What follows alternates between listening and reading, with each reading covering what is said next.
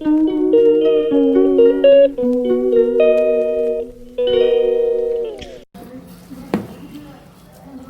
అండి. ఇదిగో శనగపప్పు, పచ్చి శనగపప్పు ఒక 2 గంటల ముందు నానబెట్టాను. దీంట్లో ఉల్లిపాయలు, పచ్చిమిర్చి, ఉల్లిపాయ, కొత్తిమీర వేసి కలిపానండి. వడలకి ఉప్పు సరిపడా ఉప్పు వేసాను.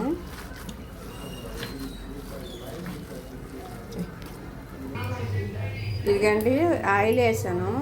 ఈ పైకి సరిపడా ఆయిల్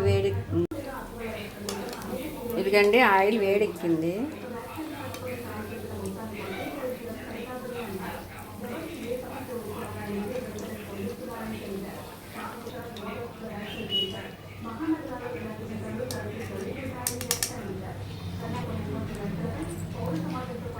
ఇట్లా వడాలు లెక్క వచ్చేసి వేయాలండి.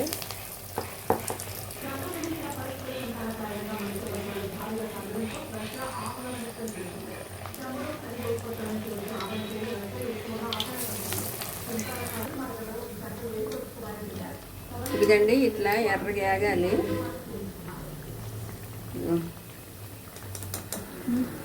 ఎర్రగా ఆగినాక తీసేయాలండి.